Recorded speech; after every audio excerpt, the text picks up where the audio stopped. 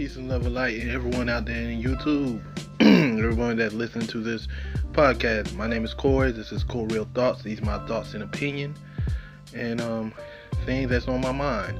I was listening to a great podcast. My cousin is starting a podcast called the Lite-bulb Moment. Y'all definitely should check them out. I'm pretty sure they will have a YouTube channel up very soon. I'm gonna leave the link to their SoundCloud, and they had an interesting discussion on depression. And how I want to take this discussion on depression, I want to take on it from a personal stance and also broaden it and speak to the black male experience of depression. If you notice when you hear me grunt or hear me pause or hear me stop, it's not due to I don't have a thought. It's due to I'm having problems breathing. I always had those problems ever since a young age. That's the reason why when I was in high school, I was very silent. I was a quiet kid. I would not talk for anything unless I'm spoken to, and then they would be very little short words. So I wasn't like the Mac, pulling all the girls because I had the word game. My tongue was golden, and that transcended into college and transcended into my adulthood. I didn't really talk too much because, when I was born premature, and I was born prematurely, and when I was born, my esophagus never fully developed right on time because I was born premature. In fact, they thought I wasn't even going to be able to formulate sentences. They thought I was going to be a autistic child. That's what the doctors gave the fear into my parents. But granted, here I am today talking to you guys on the podcast, so I'm blessed. But that's why you will hear me grunt every now and then, hear me, struggling to breathe and get the words out. So y'all just have to bear with me from time to time whenever I speak. But I'm gonna try to get this. I always get through with my thoughts. I always get through with my opinions, and sometimes they go all over the place. But that's still me fighting with trying to breathe and get my thoughts out. So that's neither here nor there. We're here to talk about black male depression. So I know a lot of black men deal with depression. A lot of people deal with depression, but I'm gonna speak from a black man perspective because me being a black male, me being a black man, I understand and I can understand a lot of depression. I battled with depression for a long time. At first, I thought it was just survival's guilt when I had a big breakdown with my depression because my grandmother passed away, and then the next year my brother passed away, and then the next year my father passed away. Now these three people are the monumental and callous of my way of thinking, my way of being, my way of acting, the way I treat people, and the way I see the world. My father, my grandmother, and my brother. Also my mother, my uncles, my cousins, they do have that impact too. So if I would have lost them, I would be just as depressed as anyone else.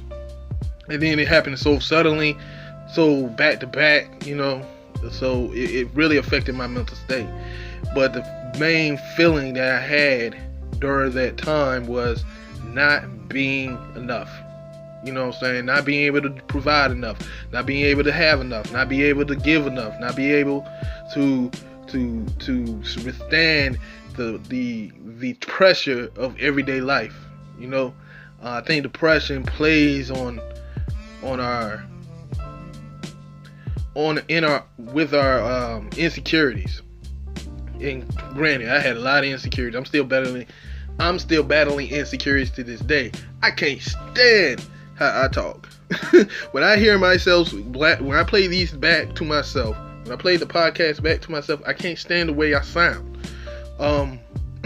Especially because of the issue with my esophagus, because of the issues with my breathing and not be able to formulate words, not be able to get too straight to the point because I'm battling breathing and battling, being able to talk clearly so you'll be able to understand me. But I still push through it. And the reason why I still push through it, because it's a challenge. You understand? I think that with a lot of black males, a lot of black men, they find the pressure of society with strongholding them to the point where they feel incapable of doing things that they really want to do, incapable of being truly free. And when I do see a young man or a young woman or a young child being free, being able to do what they want to do, be able to say what they want to say, be able to articulate themselves very well, that's an inspiration to me. That's why I love, podcasts like Thought Crimes. That's why I like this Lite-bulb moment that my cousin is creating. Whenever I be on a podcast with my cousin, I'm very excited to hear what he has to say, because he can articulate himself so well, and I have a problem to do so. But still, it doesn't stop me from. It doesn't shut me up. I still, speak my mind. But when we go into the deeper depths of why, depression affects black males a certain way, and why depression affect black women a certain way, and how racism and prejudice and all these different ills in the society can cause you to alienate yourself, cause you to push yourself in a box and keep you in a place where you just don't want to be touched, don't want to be heard, don't even want to be bothered by anybody. I think we deal with that every day. I think that it comes systemically from generational trauma. Understand? And then on top of that, you got to think about the PTSD that you suffer. If you live in poverty, if you live in poverty-stricken homes, if you came from poverty-stricken homes, that shit don't go away, man. That shit don't go away at all. At all. I remember seeing dead bodies on Six Flag Drive. That shit stuck with me. You know what I mean? I remember, growing up. And seeing men and women fighting like cats and dogs. Like, that shit used to bother the shit out of me. And my sisters, I have 4 older sisters, and 3 of them used to always get in fights with their old dudes, but I was a lot younger, a lot smaller, and I felt helpless. You dig what I'm saying? I felt helpless, and the reason why I'm bringing that up, when they used to fight with their men, I feel like I can't do nothing to stop this man from beating up on my sister. Granted, I try to step in the way, step in front of the dude, or step in front of her and try to break it up, but I still feel helpless. And I think that's how a lot of black men feel in this day and age, with the society the way it is, with the unemployment rate the way it is, with the mass incarceration rate the way it is. You know what I'm saying? So I think we got to keep in mind that people are suffering out here. We can't just idly sit by and just let people, just castigate people's behavior. Now, don't get me wrong, you don't excuse nobody's behavior. Like, when I went through my depression, I done a lot of crazy shit. Even though I was depressed, I was doing shit that I had no damn business doing. Like, damn near cyber stalking a woman, damn near, going crazy on social media, speaking out my truth. And really what it was is me crying out, hey, I'm hurting, I'm in the depressed mode, I don't know what's going on. I even threatened to kill myself on social media. Like, that's how far I took it.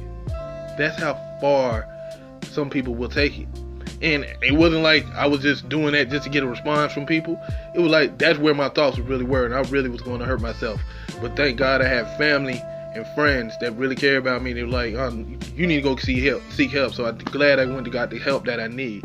It's no shame in reaching out for help when you're dealing with these depression. There's none. Brothers, we got to get to the point where yes, we need to have pride. Yes, you need to be strong. Yes, you need to hang in there. Yes, nobody ain't supposed to see you cry. Nobody, that whole thing. But that's, it's nothing wrong with you crying. You know what I'm saying? Nobody has to see you cry, but let the people that really care about you, really love you, see you going through it. Let them know what's going on. Speak to them. Get the help. Go see a psychiatrist, a black psychiatrist. Speak to people like Sonia Ross or Damon Jones. I think his name's Jones. That's why, being able to get it out. We like, when I cry, whenever I do cry, because it's been a long time since I cried. But whenever I do cry, I do feel a lot better. Whenever I do let it out, I feel a lot better. So brothers, you got to be willing to let it out, let it go. You know what I'm saying? If you hold things in, it's going to explode. It's going to turn into chaos. There's too many suicide amongst the black community. And granted, put this in perspective. A lot of these kids are committing suicide. So whenever I see a young kid or somebody younger than me speaking to the sense like, I'm going through this, I'm going through that, going through this. Granted, I'm older, and I'll be like, you can get by, you'll be all right. I don't dismiss it. Because once we dismiss it, that could lead this child to feel like he's alienated in a world by himself. Because I'm not explaining to him what the hell I had to go through to get out of depression. And what I went through, I had to do a search for self. I had to do a search for what Corey wants, what Corey is, who is Corey, what Corey needs, what makes Corey happy, what makes Corey sad, what makes Corey mad, what makes Corey laugh. I started off with the first question: what make you laugh? Once you realize what make you laugh, then you realize everything is random. Because when you laugh, it's not nothing, a particular thing that make you laugh. It might be a particular type of humor, but it's not a particular thing that make you laugh. Laughter is random. Your emotions are random. You just have to understand when they come and go, and accept them when they come and go.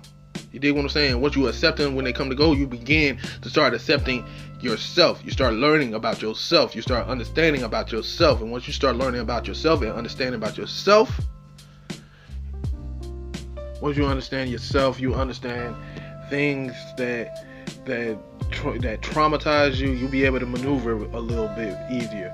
That's not necessarily the answer, though. You still should seek, counseling. You should still seek out, professional help. But at the same time, what are the signs of depression? A person who's not taking care of themselves, a person who's overweight, a person who is not eating healthy, a person that is letting themselves let themselves go, or let their life go, or let their home go. Cleanliness is godliness. That's a real thing. It really does play on the mindset of your psyche. Things like that. When you find a friend or a family member that's dealing with depression, you should the best advice, instead of just like, hey, go see this person, go see that person, go see that person. 9 times out of 10, they're not going to go see these people because you're telling them. You got to kind of coach them and kind of, let them know that you're going to walk with them. You're going to be there with them through the steps in order to get them back to their mental health, get them back to their full potential, that you're never going to waver. A lot of people do kind of shy away. Like when I went through my depression, people shied away from me, and I don't blame them. Not at all, not even a little bit, because I would have backed away. It was like too much. It's too much going. I got enough stuff going on in my life. I don't have enough time to be dealing with you, and we just kind of just friends, or we used to date, or whatever the case may be. But if you do have a person in your life that you truly care about that's battling depression, take them outside, let them see the sunlight. The sun does give you some type of vitamin D. Take them for a walk. You know what I'm saying? Take them for a walk. Fix them fresh fruit. Fix them fresh vegetarian. Make sure they drink enough water. Water that has a big play onto your psyche. These are just little minute things that you can do. But the biggest help for you that you can do for your friend or loved one is just simply, tell them to go, seek out professional help. That's what they have to do. But at the end of the day, when we battling depression, especially on this racial tense times, we still battling racism, ever since the 50s and 60s. Like my parents been through depression, my grandparents been through depression, my father, my mother, my mother lost her son, so she's dealing with it. Everyone have their own unique struggles that's unique to their personal life, that's unique to them. A lot of people deal with it differently. Some people ignore it. Some people, just push through every single day, but never know, but you got to be willing and have that at least one person that you can talk to. And that's why I say seek out professional help. So maybe you don't feel comfortable talking to your family member because it's just like a band-aid just putting over, a large scar that been there, since centuries, since the day you have been born. The feelings that you've been battling since you was, early age.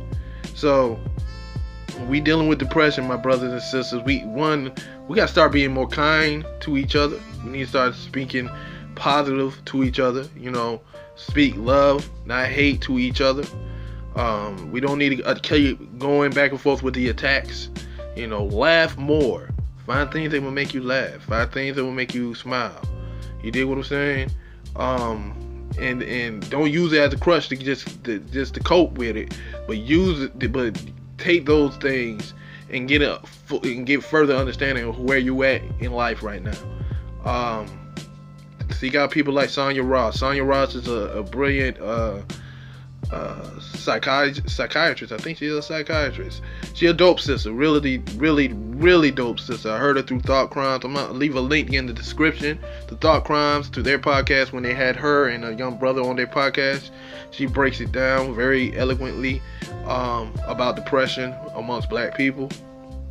And we're gonna keep building on this, man. This is a discussion. This should be in a lexicon in our everyday life. We gotta focus on the mental health of black folks. You know what I'm saying? Especially when we're dealing with, racism, police brutality. Seeing dead children, dead men, dead women constantly on social media, or hearing about women getting attacked. It does cause trauma, and trauma turns to PTSD, and it affects people differently. But we gotta be here for that. But that's just my 2 cents. I'll also leave a link in the description to my cousin's SoundCloud, the Lite-bulb moment, where this podcast is inspired from. And thank y'all for listening. Until next time, see y'all later. Peace, love, and light. I will not raise my daughter differently than my mother raised me. The rearing I got from my mother, words cannot express. I could live in any time, I could live in any country, I could live on any planet, and I would be fine. What was the key? What did your mother know?